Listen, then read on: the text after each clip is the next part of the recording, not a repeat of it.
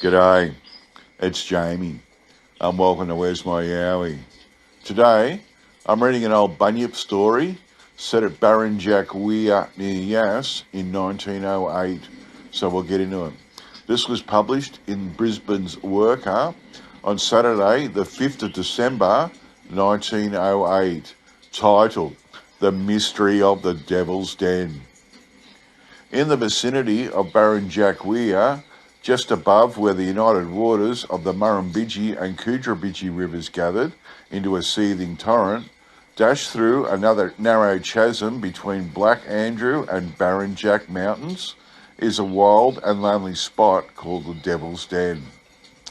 The water, rushing furiously between precipitous cliffs, tumbles over a series of falls till it reaches a succession of deep water holes in which cod and perch abound. On either side of those holes are vertical cliffs of limestone, intermixed with sandstone and shale of different ages, relieved here and there by dense trailing vines and thorny shrubs which have fixed their roots into the crannies of the weathered rock.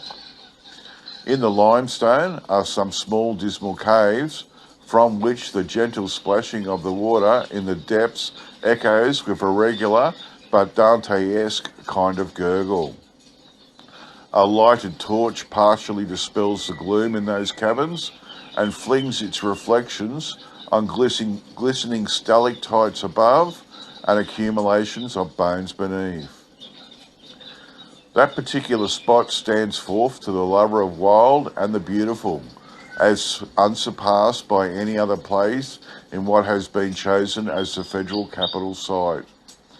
To descend the mountain to the fishing holes in the den is an exploit requiring some courage and a good deal of endurance, and in the Devil's Den, the Murrumbidgee Bunyip is said to have its home. The Bunyip, like the sea serpent, has become legendary in the district around Barren Jack.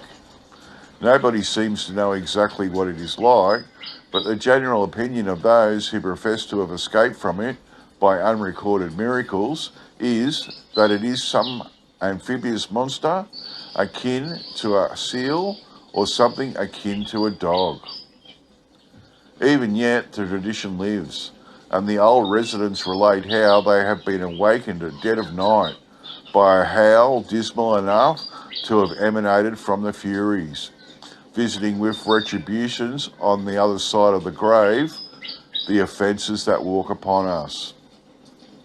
The story is told that a young volunteer in a military regiment there encountered, in the words of Virgil, a marvel dread, a shapeless trunk, an eyeless, monstrous thing, which howled with malicious laughter from all sides of the den. He fled, and guided by some beneficent fate, climbed the rocky staircase to the top of the mountain, and at midnight, in an exhausted condition, on a foam-flecked horse, reached his home. Probably the reported encounter with the monster was due to nervousness, caused by the weirdness of the grandly terrible locality, or probably it was an indication that the young soldier had reached a stage where men see visions and dream strange dreams. But those who came to unsaddle the steed found it dead by the door of the house.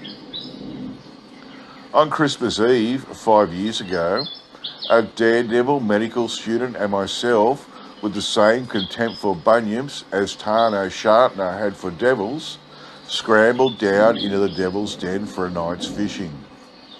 I had brought with me Peter Jackson, a faithful bull terrier, and a double-barreled breech-loading gun. My friend carried what provisions we required, a large rug and the lines. On arrival at the den just before nightfall, we baited our lines and then loitered amongst the scattered boulders to the mouth of the cave, where we hoped to spend the night in peace, despite the strange stories that were current concerning the place. Then came the first surprise of many on that eventful night. Inside the cave, lying on a heap of withered broom boughs, gathered from the side of the range, were an old possum rug, a coat, several fishing lines, an old pipe, and the remnants of a supper. We glanced at each other with astonishment. Not a soul excepting ourselves was to be seen in the den, and the appearance of the abandoned articles gave the impression that their owner had been absent for hours. "Cursedly strange," said my companion. "Some poor devil in a blue funk has been here. Let's hope he's at Blazing Stump and not at the bottom of yonder hole." At the Blazing Stump, a notorious shanty, some miles distant, a bush race meeting usually was held on Boxing Day, so the suggestion that he had gone there was feasible. At least it was consoling. Each sought to make the other believe that the man, feeling despondent, had gone to the shanty, and probably that he long since was intoxicated with methylated spirits. But the departure certainly had been a hurried one, that was evident. The subject, however, was not discussed at any length, because, notwithstanding our professions, there appeared to be a common feeling that the incident was surrounded with mystery, and mysteries in a lonely place are not pleasant companions. By the flickering light of a candle, we had our supper, and utilising the bushes, we threw ourselves on our outspread rug. The night was stifling hot, one of those that heralded a thunderstorm. Both of us had been physically influenced by the atmosphere and the surroundings, and I certainly longed for the first glimmer of dawn, when we were to pick up our lines, endeavour to secure a brace of ducks, and leave for Yaz. Within an hour, the storm burst forth in all its fury. It seemed to rage in all directions, reverberating overhead, and then echoing with a gradual diminuendo along the walls of the cliffs. The lightning flashed with a frequency that suggested a cinematographic display, but between the flashes, dense darkness reigned supreme. I hardly know whether I was dozing or not when I started, wide awake at hearing a low growl from the recesses behind. The sound struck terror through my fast depressing spirits. Anxiously we waited, but it was not repeated, and save for the terrified attitude of the dog, which cowered between us, there was nothing to cause alarm. 10 minutes passed and we lay back again to snatch some broken repose. The effort was useless. To go outside meant being soaked. To remain inside meant a night filled with horrid fancies. Nothing could be seen except the lightning flashes. Nothing could be heard except the rumble of thunder. But there crept over us an overpowering dread that we were in the presence of something uncanny. Then the silence of the night was broken by a shrill, defiant half yell, half bark, like the reproachful howl of a native dog, demanding back his poisoned paramour. But the sound, broken by contact with the walls of the cave, echoed again and again in different keys, each more mournful than the first. It seemed to us that no ordinary animal could utter such a hellish note, such a horrifying yell.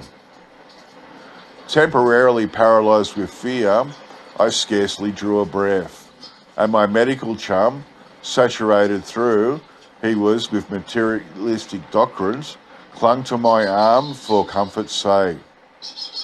Then something panted deeply, and out of the blackness shone two sparkling eyes. The candle had burned out, the matches were wet, and so densely dark was the atmosphere that we could distinguish each other only by the flashes of lightning. Again came a sound, but now it was a low, suppressed, deep-throated growl. The bull terrier, shivering with fear, as dogs of the breed seldom do, crouched beside us. The record of those moments can never be effaced. Without further warning than a snapping growl, The unknown enemy sprang towards the opening. The dog, forgetting his fears, closed with it at a bound. For the space of a minute they fought with the energy of things possessed by devils. Our faltering courage in the excitement partly had returned, and with shouts we cheered on the dog. The night was too dark to shoot, but prompted by some indefinable mixture of self-preservation and dread, I stood in the drenching rain with a loaded gun at full cock. A dazzling flash of chain lightning lit up the den for a second. Below me, struggling amongst the boulders, not 20 feet distant, were two powerful fighting creatures, apparently locked in a deadly grip. But the flash showed me, too, that a dark, woolly-like monster was overpowering the dog. Then followed another streak of lightning. Scarcely had the reflection lost itself in the darkness when it was succeeded by flash, flash, bang, bang. There couldn't have been a worse light for me, but a man never misses when his life depends on his aim. At least so thought Gordon. As if exercised, the fighting stopped.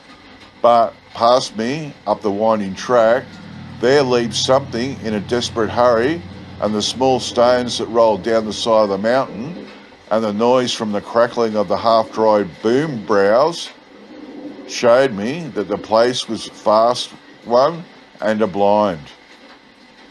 "You've missed him, old man," whispered my companion, "and Peter Jackson's on his tail. Bunyip, dingo or devil, he'll meet his match with Peter."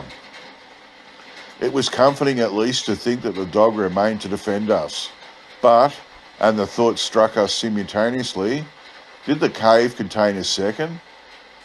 Throughout the long hours we waited and watched, without even the comfort of a pipe, for both tobacco and matches were wet. In feverish anxiety we waited for the dawning of Christmas Day.